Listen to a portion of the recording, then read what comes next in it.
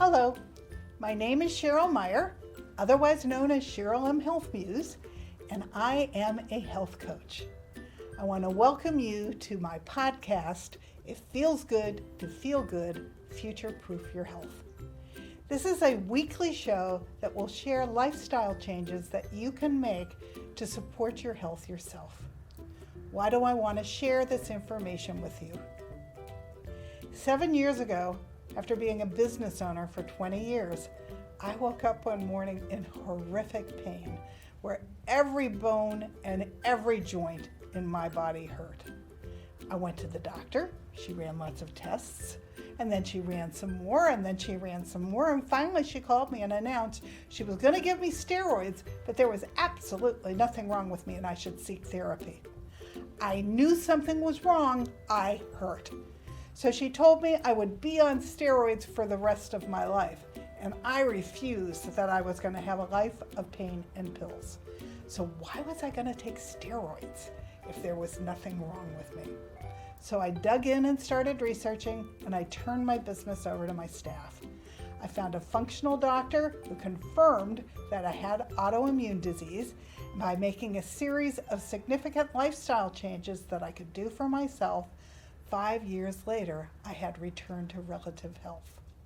The best part is that I am now 70, and I feel better now than I did when I was 50. I no longer hurt, which is huge.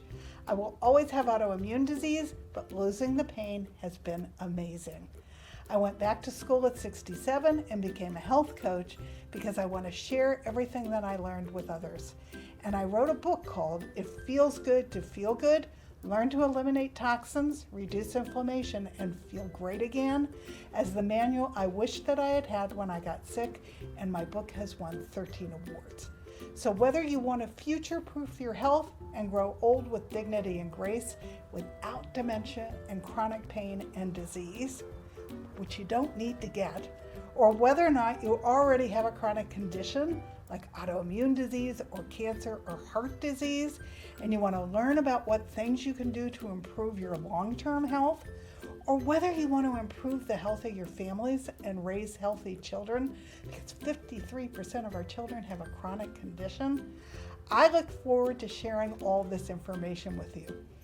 I will tell you, it truly does feel good to feel good, so let's get started. I look forward to having you join me here every week, and I want to give you hope that if you have chronic pain or chronic disease, you can make changes that will improve your health. And if you don't want to go there, you're going to be fine if you listen to the show and put these things into work. I want to give you information so that you can grow old and have a better tomorrow. So thank you for joining me. Let's get started.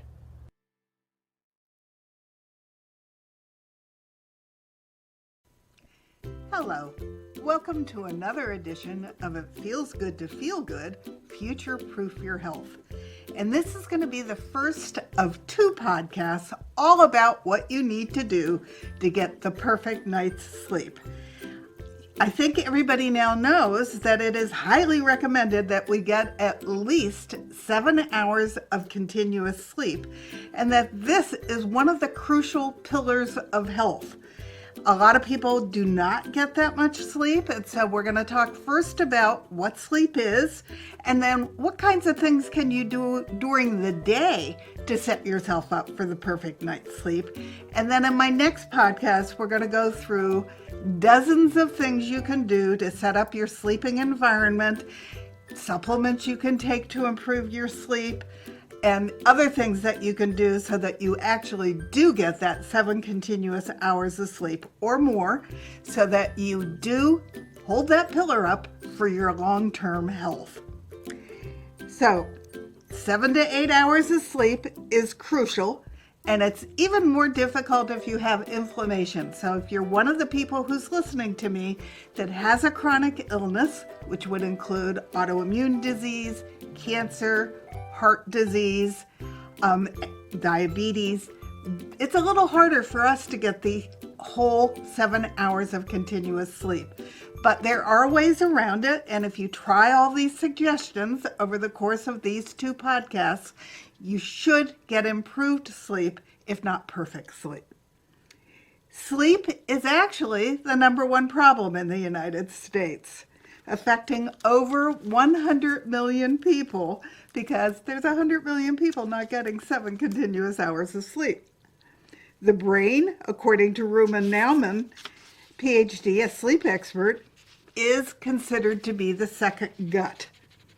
Sleeping recharges your immune system, so especially now that we're dealing with superviruses, that's another good reason to make sure that you're getting at least 7 continuous hours of sleep.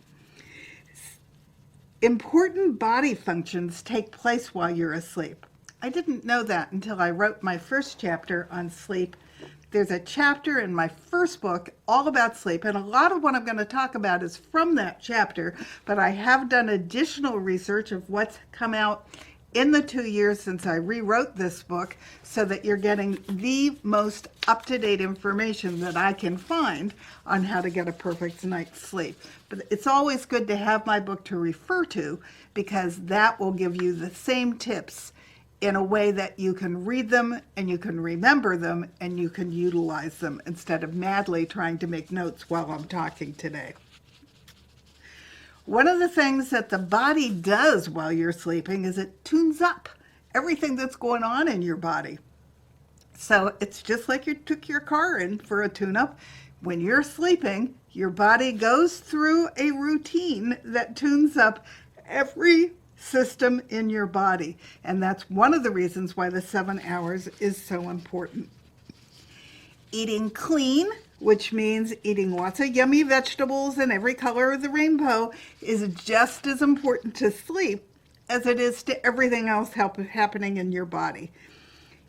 Eating all of those fruits and vegetables creates an alkaline environment for a calm tummy, which will then bring you and encourage sleep. So this is crucial to life, and we're going to go through what that means again, even though I talk about it on almost every podcast. It's really important that you eat the rainbow, so I'm going to talk about that and emphasize it one more time. I want to start off with a quote by Betty White because it cracked me up when I read it. Get at least 8 hours of sleep at night, 9 if you're ugly. And she said that to David Letterman, and I just think it's a hoot. And she continued to say, if you're really ugly, you need more than 9 hours. So she didn't let it go. She kept going that sleep is really important. And believe it or not, sleep is crucial to beauty. So we're going to talk about that a little bit as well. Sleep deprivation can have serious consequences to our health and to our quality of life. But how do we make sure that we get quality sleep? Now, I'm one of those people who has slept easily for most of my life. When I got married again 6 years ago, my husband used to laugh that he would be mid-sentence as I was on my way down to have my head hit the pillow. And by the time my head hit the pillow, bam, I was out. Well, now that I am 72, I am not sleeping through the night as well. I don't have the continuous 7 hours of sleep. So that's a continuous struggle. And I am also going to implement some of the things that we're going to talk about today because I really need to get those last hours of sleep so that I keep my cognizance, which is one of the things that's important to me at my age. So we're going to talk about what is sleep, how it can help us, and what does a lack of it do to our bodies and our minds. And to answer this question, I'm going to start with a quote from the National Institute of Health's NINDS, which is the Institute for Neurological Disorders and Strokes. And they say quality sleep and getting enough of it at the right times is essential to survival as food and water. They go on to say that sleep affects our minds and our bodies, and recent findings suggest that sleep plays a housekeeping role that removes toxins from the brain that build up while you're awake. Sleep affects almost every type of tissue and system in the body, from the brain, the heart, to the lungs, to metabolism, immune function, mood, and disease resistance. NINDS concludes how a lack of poor quality sleep, a lack of good quality sleep will actually affect us. Research shows that a chronic lack of sleep or getting poor quality sleep increases the risk of disorders, including high blood pressure, cardiovascular disease, diabetes, depression, and obesity. And we're going to talk about some of those things today. The question becomes, what is good quality sleep? The National Sleep Foundation gives us 2 indicators of good sleep quality. Falling asleep in 30 minutes or less. Obviously, I don't have a problem with that one. I go down and I'm out. So think about how long does it take you to get to sleep at night. And then the second thing is you only want to wake up one time during the night. And you want to be able to go right back to sleep when you go back to bed. There's actually a new book out, came out I think early last year, which is the new definitive study on sleep. And it was published after 20 years of research by a team of doctors at the University of California at Berkeley. And it's called Why We Sleep, Unlocking the Power of Sleep and Dreams. And the writer of the book is Matthew Walker, and he's a PhD doctor. Now, I strongly recommend this book. It's not a difficult book to read, and Matthew Walker has an excellent sense of humor. So it's a fun read, but it shares everything that this team of doctors found out about why sleep is so blooming important to our health. They have put it on an equal footing with stress to our long-term longevity. So you don't want to have stress. You want to make sure you get 7 hours of sleep. And the other book that's come out recently is about how we breathe. And he believes that breathing properly and breathing deep and filling our lungs is also one of the pillars of health that can shorten our life if we don't breathe properly. And believe it or not, they all fit together, because if we're stressed, we've got to do stress releasing exercises so that we can sleep, so that we can get our 7 continuous hours. And one of the ways to release the stress is to utilize breathing exercises. So even though they're different pillars that are important to our long-term health, they do all fit together, and you utilize them all to help you get that great physical shape as you grow older, so that you stay well and you don't get ill and you don't get diseases. This book has concluded that toxic sleep, which is lack of sleep, impacts the body more than toxic stress. I just shared that. The damage from sleep deficiency can occur in an instant, exactly like a car crash, or it can harm you over time. For example, ongoing sleep deficiency can raise your risk for chronic health problems. So if you have one of the chronic illnesses, then you need to especially pay attention to this, because all of the pillars are important for you to come back into balance and for you to come back to wellness. It can also affect how you think, how you react, how you work, how you learn, and how well you get along with others. It's far more damaging than even that. If you have a lack of sleep, it's been making you stupider, fatter, unhappier, poorer, sicker, worse at sex, as well as more likely to get cancer, Alzheimer's, and all other forms of dementia. Matthew Walker writes in his book, Why We Sleep, that if you're sleeping less than 7 hours of sleep a night, you're doing a huge disservice to your health. Toxic sleep is considered to be as unhealthy as heavy smoking or excessive drinking.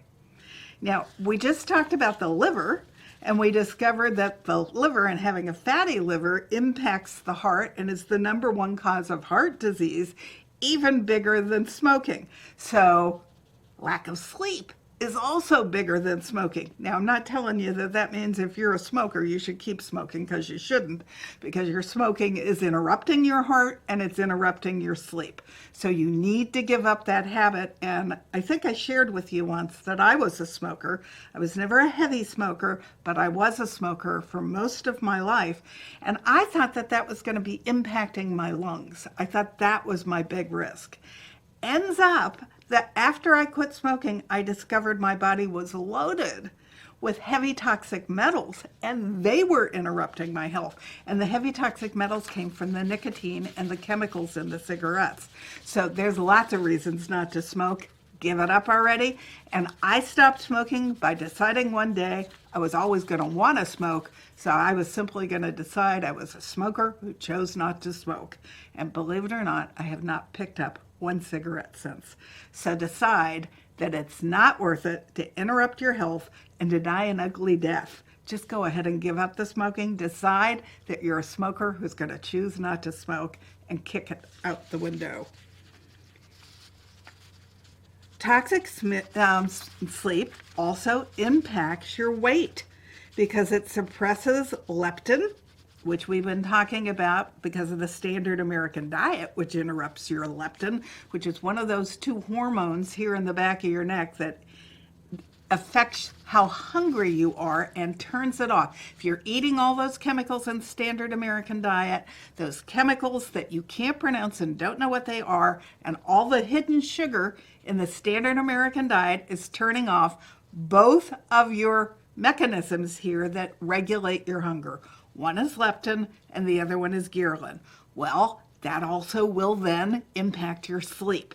So you want these two little hormones to work properly, and you want to make sure that you're not gaining weight, because it's all interconnected in your body. That's the bottom line. So along with detoxing off of sugar and eliminating those toxic chemicals, all are key factors to weight control, and they're all key factors in sleep. And they're the keys to healthy weight loss, and it's a key to healthy 7 continuous hours of sleep. Every major organ in the body and process in the brain is either optimally enhanced by sleep or detrimentally impaired by the amount and quality of our sleep.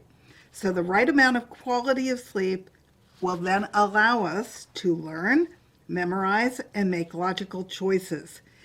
So remember, sugar interrupts all of your abilities to do that in your brain. Well, a lack of sleep does exactly the same thing. And you want to have a well-functioning brain no matter what. So it's important. Getting a good night's sleep improves your immune system and allows your body to do its tune-up to repair cells while you're sleeping. Sleep allows you to soothe painful memories and is the source of creativity in the brain. Sleep allows you to maintain insulin and glucose balance, and it sustains a healthy microbiome, which then impacts the rest of our physical health. It also allows us to maintain a healthy cardiovascular system and proper blood pressure, and the right amount of sleep, 7 continuous hours of sleep, is also really good for your liver. And remember how taxed your liver is, because it's the clearinghouse for all the toxins. So they all work together to create health. That 7th hour of sleep, this is what convinced me that I need the 7 continuous hours of sleep. That 7th hour of sleep is when your brain sweeps out the plaque that has been accumulating that will eventually cause you dementia. When you get to be 72, you want to make sure you keep all your brain and all your cognitive functions. So the shorter your sleep, the shorter your lifespan. And this has become such a significant health problem that the World Health Organization has now declared a sleep loss epidemic throughout all industrialized nations. Good sleep is critical. So let's talk about why it's important and what causes its inability to fall asleep right away and then to sleep all the way through 7 hours till you wake up refreshed in the morning. Even angels need their sleep. Don't forget that. Okay, a good night's sleep improves your learning, improves your creativity, allows you to pay attention and make great decisions, supports healthy growth in children, allows your body to repair, supports your blood pressure, which will drop while you're sleeping, and increases the blood supply to your muscles, which is especially important if you've been injured in any way during the day. It recharges your immune system and it quells inflammation. It reboots your brain. So it cleans out all the crud from your brain and it reboots it so that it's starting brand new and fresh the next morning. And since you've heard your gut is the second brain, your brain is your second gut, and it's really important at night that your brain metaphorically swallows, digests, and sifts through information, and just like the gut, eliminates. So your brain actually goes through and decides what's important, what's not important. It sorts it out, it digests what you want to keep, and then it expels what you don't want to keep, because your brain can't hold everything, so it holds all the things that are important. So it does that at night. When we get a good night's sleep, we are essentially giving ourselves a full mind, body, and spirit tune-up. The conscious mind gets to actively rest, and the subconscious mind has the space to process our thoughts, feelings, and emotions. The body gets to do necessary maintenance and to replenish itself. On the other hand, if we ignore our need for deep and healing sleep, we will soon find that we are out of balance in every area. For example, our stress levels rise significantly and we start feeling really irritable if we don't get 7 continuous hours of sleep. We over and under eat. Our performance at work or at home suffers. Our relationships are negatively impacted, partly because they impact our moods, which are then all over the place. Sleeping taps into our intuitive abilities and lets us utilize them better, and without sleep, we feel less natural. Giving our creative needs a healthy outlet falls away if we don't get 7 continuous hours of sleep. A conscious mind becomes noisy. And I don't know about you, but I've had a problem with noisy mind my whole life, and I have just learned how to calm it down and clean it out so that I don't have busy mind all the time. Your body will feel sluggish if you don't get 7 continuous hours of sleep. You start to succumb to minor illnesses with more frequency. Following your passion and purpose becomes less of a priority if you don't get 7 continuous hours of sleep. And connecting with your true nature, which is who you are beyond the physical, is no longer supported. If you're sleep deficient, you may have trouble making decisions, solving problems, controlling your emotions and behavior, and coping with change. In addition, it's linked to depression, suicide, and risk-taking behavior. It causes inflammation and could cause you an autoimmune flare if you have an autoimmune disease. It lowers blood flow to the brain, never a good thing. You can be angry and impulsive as your moods fluctuate when you don't get enough sleep. And it creates moments of micro sleep. Now, this is something that I realized when I was researching that I cope with.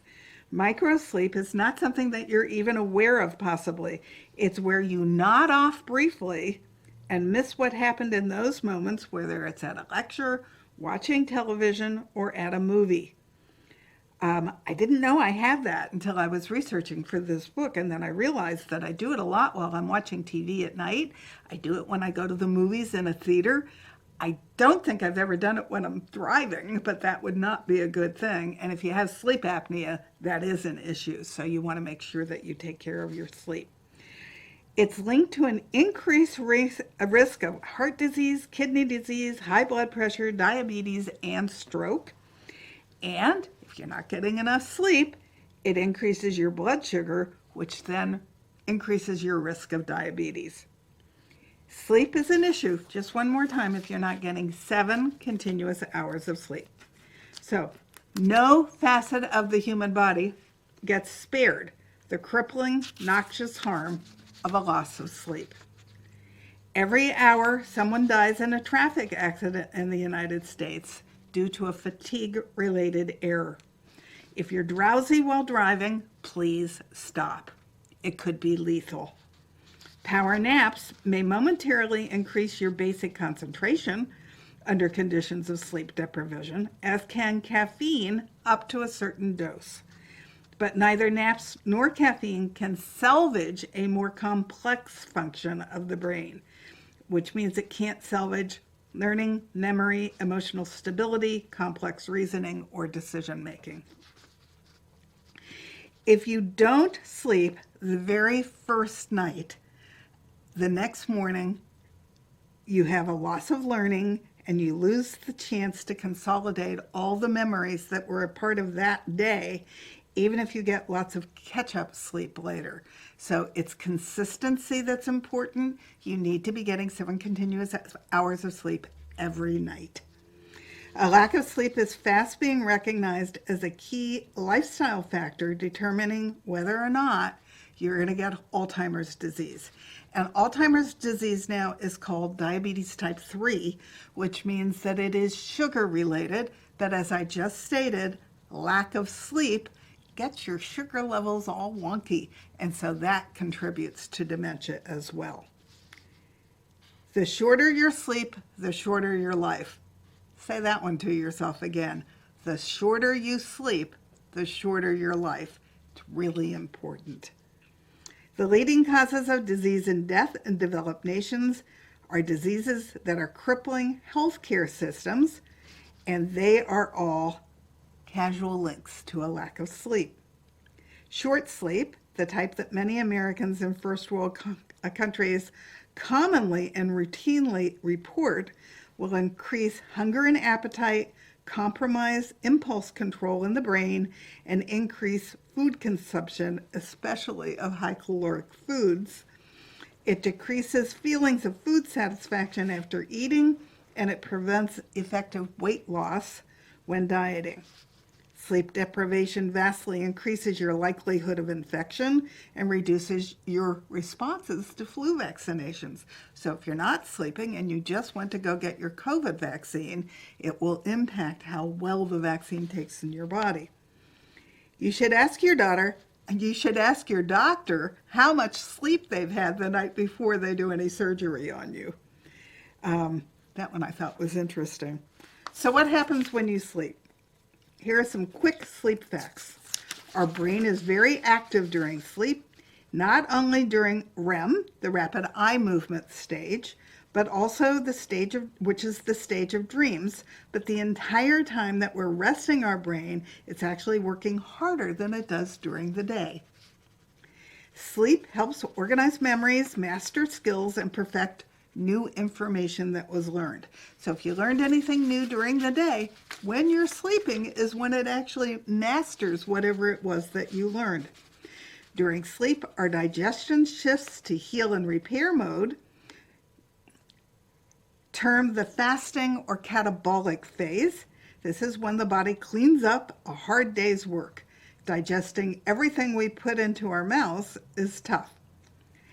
During sleep, every cell and tissue of our body works differently, so in a sense, every tissue has a separate to-do list during sleep. Sleep is when our body fine-tunes body function. It's when the body is doing a tune-up. So adequate restful sleep is critical for higher order thinking, problem solving, and in short, without proper sleep, you will only be 25% as efficient at your job or life as you could be. Alcohol actually suppresses REM sleep. REM sleep is exquisitely recalibrating and fine-tuning the emotional circuits of the human brain. And REM sleep, obviously, I've said this before, fuels creativity. So all of that's important. I know I'm most creative when I like take a long drive and my head is empty, then all kinds of creative thoughts can come into my head. And I would imagine that the creativity function works kind of that way during sleep as well. When you're sleeping is when your mind gets to be creative because it's not filled with all of that noise that you have during the day. When you begin your journey into sleep, you will drift through dreamy states called the alpha and theta stages. This is the light state of consciousness where you are easily awakened. Then your heart rate begins to slow, your body temperature drops, and you sleep into deeper and slower delta brain waves, and this is the stage where the body begins to restore itself. After a time of deep delta sleep, you enter the rapid eye movement sleep, the REM sleep. This is the stage where you experience the majority of your dreams. Your brain is alert even though you're in a deep state of sleep, and it's ideal to have 5 or 6 REM cycles at night. REM sleep and dreams are crucial for brain health. Now, I don't remember my dreams very often. I only remember them when I wake up towards the morning and I interrupt the REM cycle. We all dream every night multiple times, but I've never been somebody who has remembered mine because I sleep really deeply. But if I'm woken up while I'm in that REM state, that's when I remember the dreams. The dream cycle repeats itself over and over again all night long. What actually causes sleep disruption? Having trouble sleeping, it seems to be a pretty common complaint, especially in these challenging times. Maybe you're waking up in the middle of the night and then staring at the ceiling for the next hour, or you're just having a hard time dropping off to dreamland in the first place. It would be great if there was an easy and quick fix for sleep issues, but it depends upon whatever the underlying cause of it is. If it's stress, that's a biggie. And if you think it's stress, what I recommend you do is, we've talked about breathing a lot in my podcasts. Look up the Dr. Andrew Weil 478 breathing exercise. If I can't go to sleep, I normally do 4 cycles of the 4-stage breathing exercise. But if I can't go to sleep, I will do them over and over again until I just nod off. Because doing that breathing exercise relaxes your body, releases your stress, resets your parasympathetic nervous system, and will allow you to go back into sleep. If you're taking any medications, you want to make sure that you look them up and see if they might be interrupting your sleep patterns. Being a couch potato is not a good idea either, because you need some regular activity during the day to promote your good night's sleep. So we all have an awareness that these possible sleep saboteurs, but maybe we have reported to some outside help like sleeping pills or melatonin, which is the healthier alternative. If you're looking for a more natural way to ease into dream time, try some of the tools that I'm going to share below. The common factor for all these conditions is inflammation, and inflammation is in itself a stressor for the body. So stress causes inflammation, and inflammation causes stressors in the body. Chronic stress keeps the brain on high alert and orders the adrenals to produce more stress hormones. This provokes dilation of the pupils, increased heart rate, blood pressure, and red blood cell production to supply the body with oxygenated blood and nutrients, reduce blood flow to the skin, visceral organs, and kidney, and it allows more airflow into your lungs. Reduce digestive functions, such as decreased enzyme production and gut motility and more, to divert energy to other parts of the body so you're not digesting as much while you're sleeping. So if you're not sleeping, then your gut's working pretty hard again. It increases your glucose levels and that are available for the tissues requiring energy. And it decreases your insulin sensitivity. And what insulin does is it knocks on the door of your cell walls and says, let me come in. And if you have decreased insulin sensitivity, your cells are not getting the energy that they need from your glucose. It increases sweating to help cool down the body. Elevated cortisol levels for extended periods negatively leads to adrenal fatigue, and that's a widely non-used medical term. Now, I had severe adrenal fatigue when I got autoimmune disease. I was so low in cortisol, I was almost to Addison's disease. And that means that I was dealing with really severe brain fog, and I was more tired when I got up in the morning than when I went to bed at night. So adrenal fatigue is not a good thing, and you can't get enough sleep to catch up with adrenal fatigue. So you want to make sure that you control your stress and you build your cortisol levels back up to the proper level.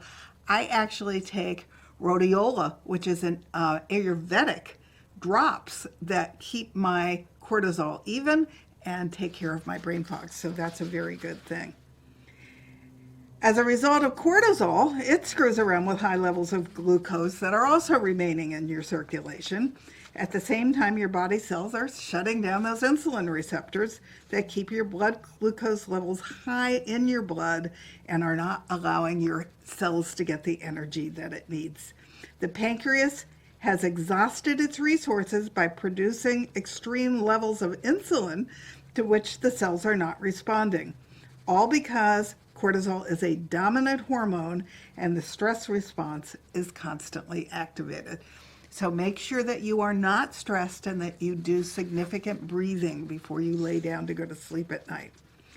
Melatonin is released in the evening as normal levels of cortisol are supposed to drop. And that's what helps you fall asleep. Melatonin won't keep you asleep, but it will allow you to fall asleep, and that's how important it is. Usually people feel wired and tired when they have too much cortisol and their melatonin hasn't clicked in to let them sleep. And it seems they can't switch off and chronically suffer from insomnia. So if it's taking you more than 30 minutes to fall asleep, then start doing the breathing exercises, because that will reset your parasympathetic nervous system and allow you to fall asleep. You don't want fatigue to set in. And so be careful how much caffeine and sugar you're drinking earlier in the day, which will also impact your ability to fall asleep at night. It may be difficult for people to wake up in the morning and keep their energy levels stable during the day. A greater intake of caffeine interferes with adenosine, a neurotransmitter involved in sleep, and levels increase from the time we wake up until we eventually feel tired and then fall asleep. Furthermore, people who have difficulty sleeping are likely to snack past their bedtime and exceed their daily caloric intake, which research shows is directly related to obesity and diabetes and other health problems, including stress-related mood disorders and impaired cognitive function. It could actually go deeper than that. Thyroid function and thyroid hormones also are affected, leading to chronic fatigue and further weight gain. Metabolism is slowed down, and all the while people want to eat more because they feel like they need more energy, and by eating more late at night, you're actually screwing your body up more. So you are more and more stressed, you shun nutritious foods, you exercise less, you lose muscle mass and put on more weight, you sleep less and less, and you snack more and more, all of which is unhealthy for the body. In our jam-packed culture, sleep seems to take a seat behind the hustle of packing in as much as possible each day. I've had people tell me they don't have time to sleep. They'll sleep when they're dead. That's not a good attitude, because you're really impacting how productive you are during your sleep and during your awake hours if you're not getting appropriate sleep. So it's important. It's as important to our health as healthy eating, drinking, and breathing. And as I said, it's important for the body to repair itself, for the brain to reset, and it's also key for our entire body's well-being. When a good night's sleep consistently eludes us, our well-being is negatively impacted. We get fatigue, irritability, daytime sleepiness, potential for weight gain, and difficulty losing weight. We get depression and anxiety. We have elevated blood pressure. We have decreased immunity, and decreased mental focus, and we can't solve problems. So we're not thinking straight, so we're probably not doing a very good job on our job, and we're probably not doing appropriate learning as students. The brain organizes memories, has master skills, and perfects new information. During sleep, our digestion shifts to the heal and repair mode, termed as the fasting phase. Now, you know about intermittent fasting. The way my husband and I do that is we don't eat when we first get up in the morning. We are not going to break the fast the minute we get up. We wait and we eat around 10:30, 11 o'clock in the morning, and we generally finish eating around 8:30 at night. So from 8:30 at night until 11 o'clock in the morning, that is our intermittent fasting period. So we utilize all of the food that we have put into our system, and then we eat a meal, and then we don't eat again until dinner. So we're functioning on 2 meals. And we both feel much better since we're doing this and having that fasting period that extends past the sleep fasting.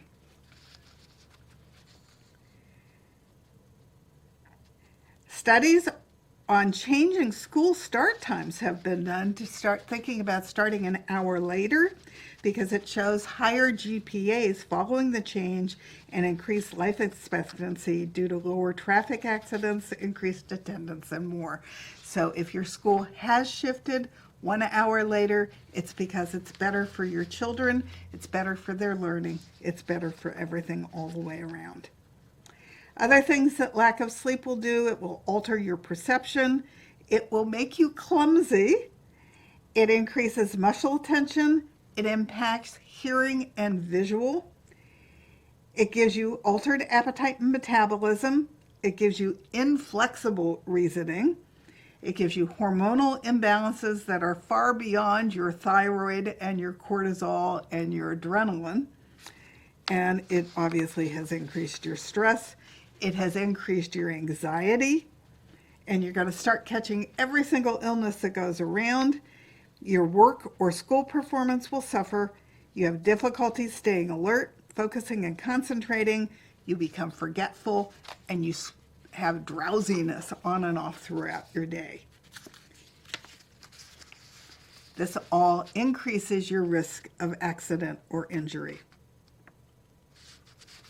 Factors that interrupt a good night's sleep. Now, some of these were a surprise. Food sensitivities.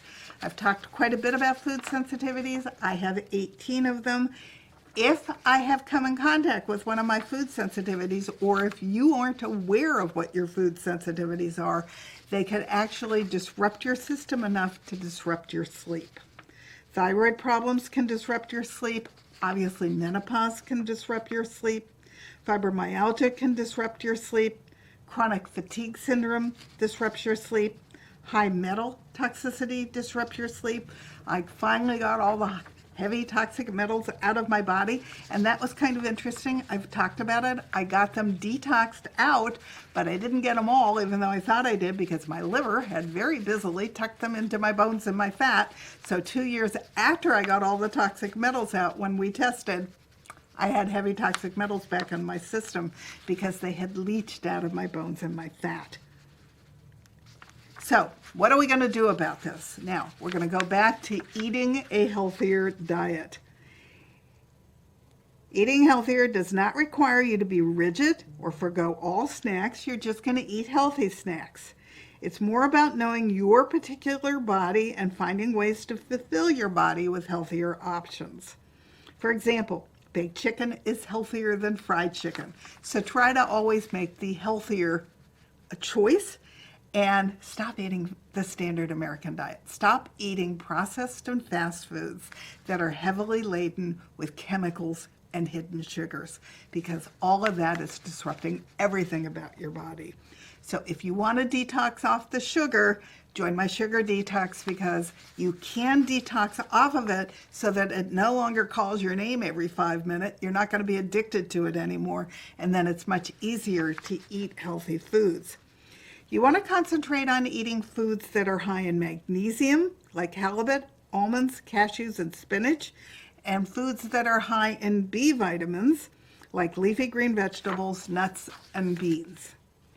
limit your caffeine. I only will drink 1 cup of coffee, and if I haven't finished it by noon, I stop drinking it. Because if I drink past noon, it does interrupt my sleep cycle. So depending upon how much caffeine you're drinking, be cognizant that it can interrupt your sleep and know what your cutoff point is. When I was younger, I could drink it later, but I can't anymore.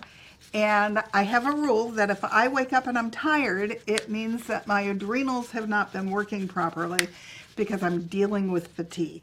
If I'm dealing with fatigue, this is going to sound counterintuitive, but then I don't drink coffee.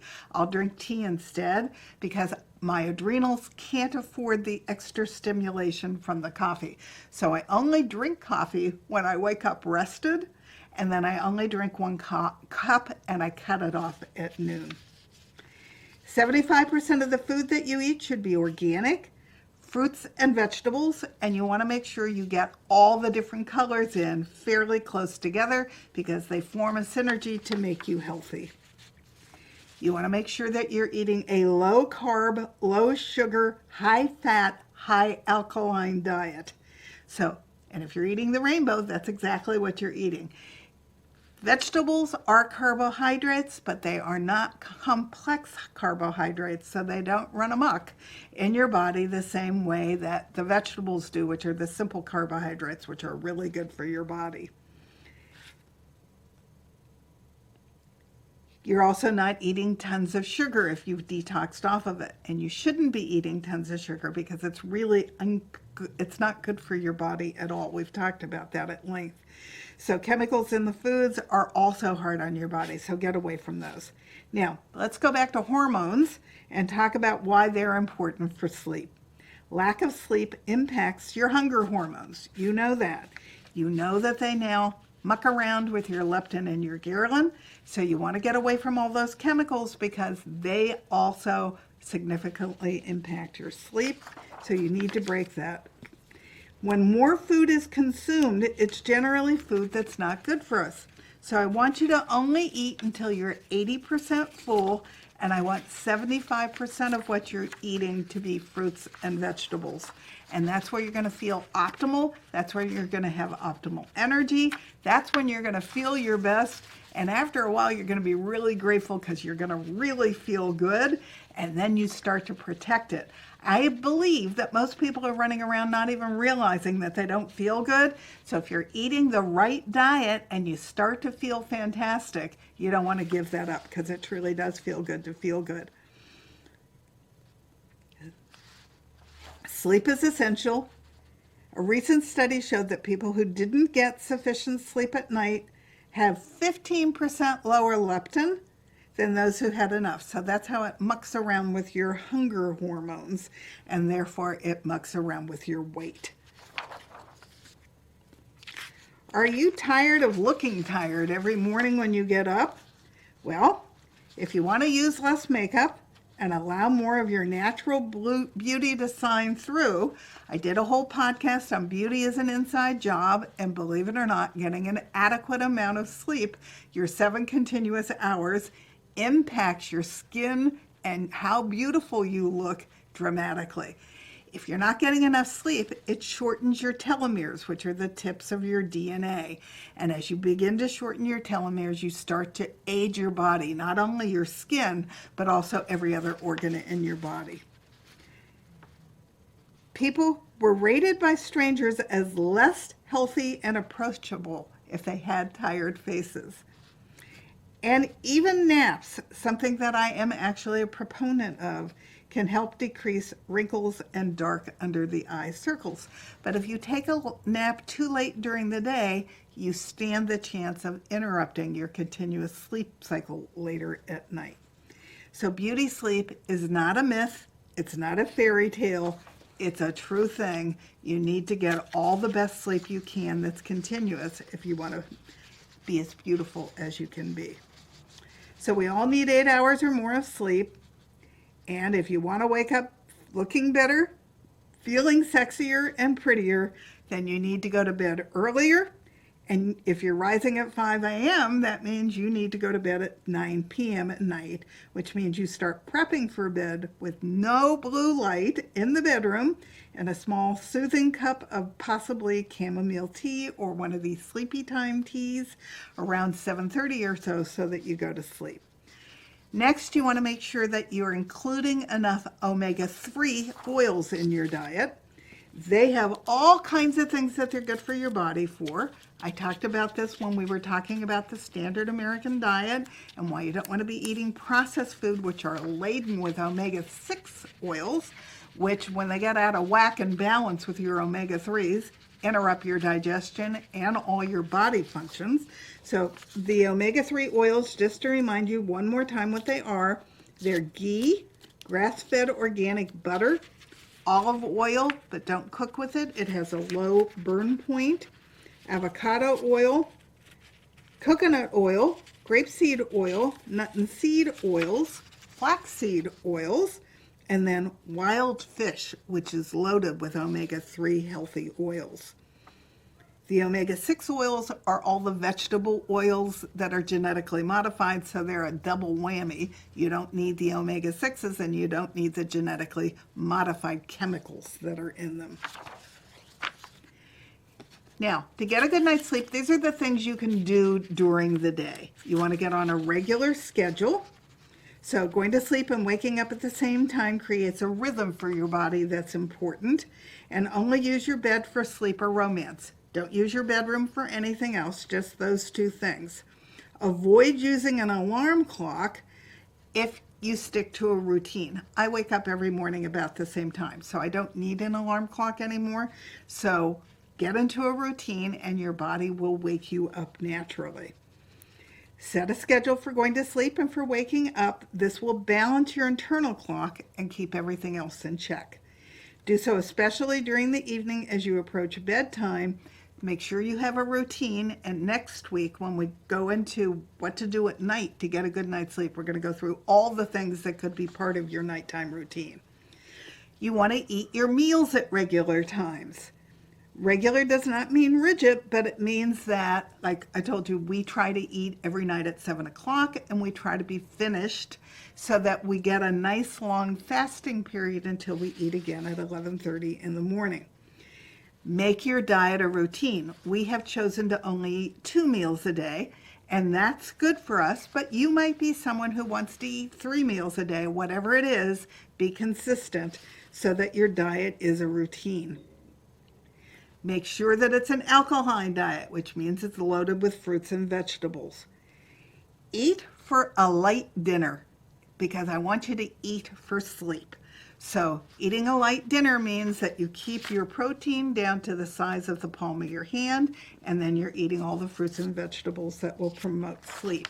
And you want to stop eating when you're 80% full, because by the time the evening wears on, your body will catch up to you and it will tell you that it was actually full.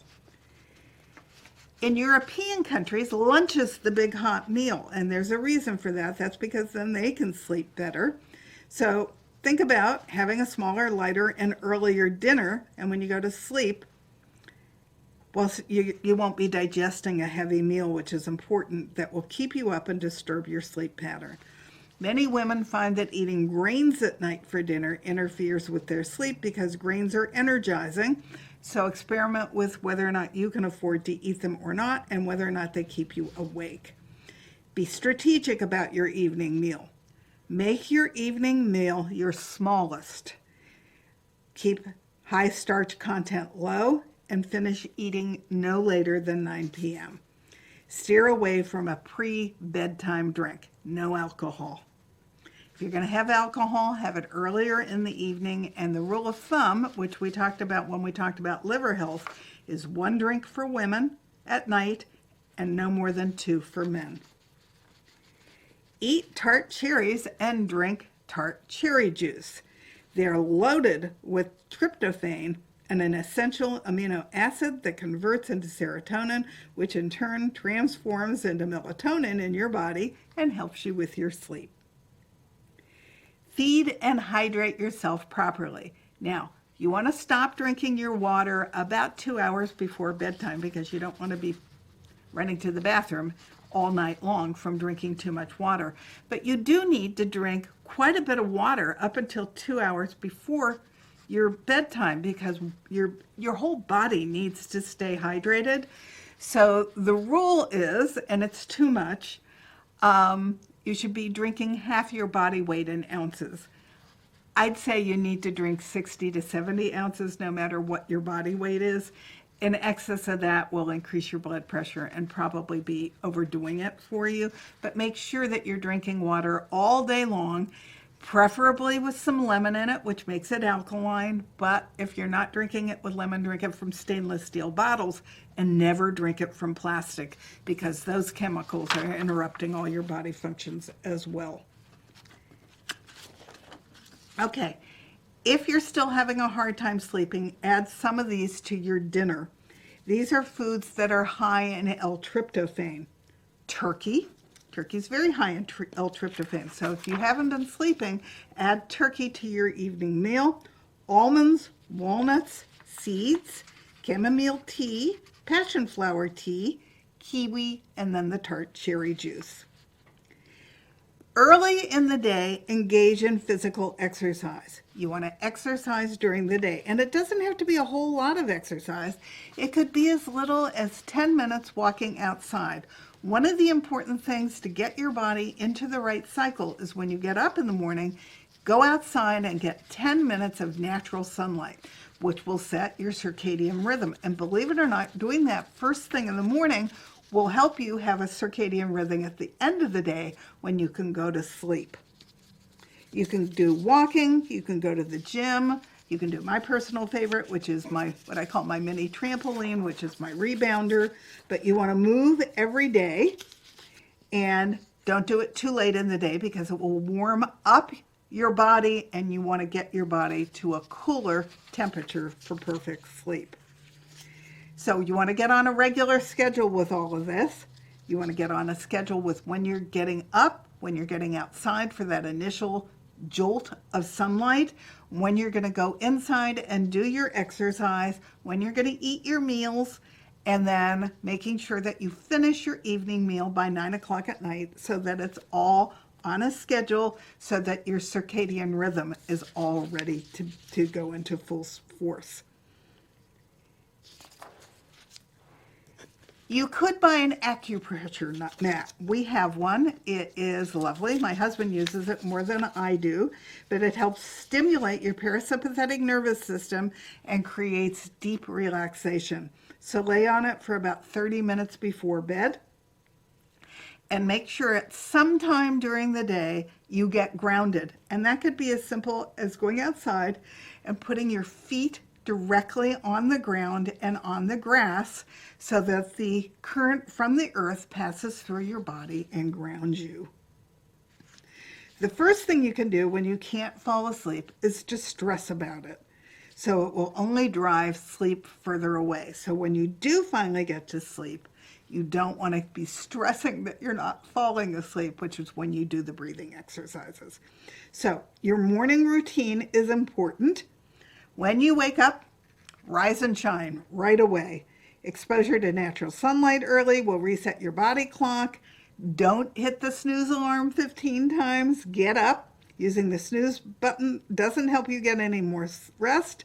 Instead, it disrupts your sleep cycle and your circadian rhythm and leaves you groggy. So no more snooze button. You're going to exercise early in the day so that you fend off insomnia and you try to finish your workout in the morning or early afternoon. All right, so the last thing is if you're snoring, I want you to talk to your doctor about it, and you might even want to get a sleep study done, because if you're snoring, you could have sleep apnea. And if you have sleep apnea, it's interrupting your breathing. And if it's interrupting your breathing, your heart's going, because it wants you to breathe. And it needs you to breathe so that it can function properly. So if you get a sleep study done, they'll actually know if it's impacting your health, because they'll know if it's interrupting your breath. And that's a really important thing to know. And if you're not breathing properly, it's practically impossible to get a really good night's sleep. So Between now and next week, think about going back to your doctor and ordering a sleep study test. If your wife tells you you're snoring, or if your husband's telling you you're snoring, that's not a good thing. You want to take care of that, and you want to know how bad it is and how badly is it impacting your body. So take care of that. Now, next week we're going to come back and we're going to talk about the dozens of things you can do to make your room perfect, to set yourself up for the perfect night's sleep, and then to get those 7 continuous hours of sleep so that you function at your all-time best each and every day, and so that you're taking care of the health of your body by making sure the pillar of sleep is a strong pillar and taking care of you. Thanks for joining me. I'll see you next week for part 2 of everything you ever wanted to know about sleep.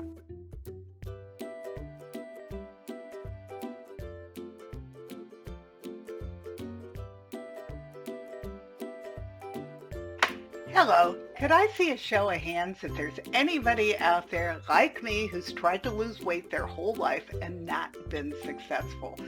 So you've tried all the different diets available. You've tried Weight Watcher. You've tried Jenny Craig. You've tried all the New York Times bestsellers. And the last time you did it, you started off great, just like all the other times. And you started losing weight, and then all of a sudden you fell off the horse. And before you know it, you're eating fast food and processed food again with all that sugar, and you don't even know why. And in the end, you've gained more weight than where you started out. So you now are beating yourself up that you just don't have the willpower to win.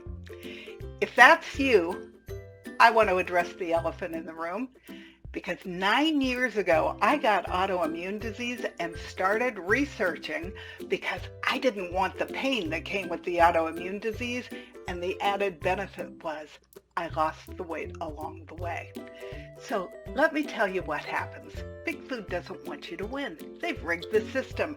They've put so many chemicals into fast food and processed food that they light up the brain like a pinball machine. It's the same part of the brain that goes off for cocaine and heroin, and you feel great when you eat that food, but it's not making you feel good, and you're starving your body for nutrition because it's loaded with empty calories. So you're getting fat eating that food, and it's not giving your body what you need.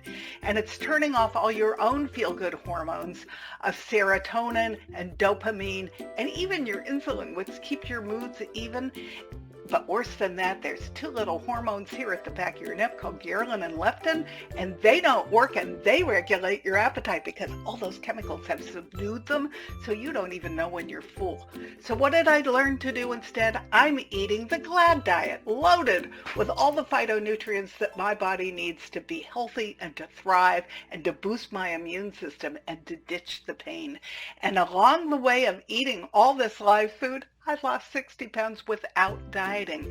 You see, I was starving my body for nutrition when I was eating the standard American diet, and now that I'm giving my body all those beautiful phytonutrients, it's not holding on to it anymore, so it's just dropping it automatically. So don't eat the standard American diet. I don't want you to get a standard American disease, and I certainly don't want you to die the standard American death. Instead, start eating the GLAD diet, because by eating all those beautiful phytonutrients, you will be healthier and you will live long and thrive. Thank you.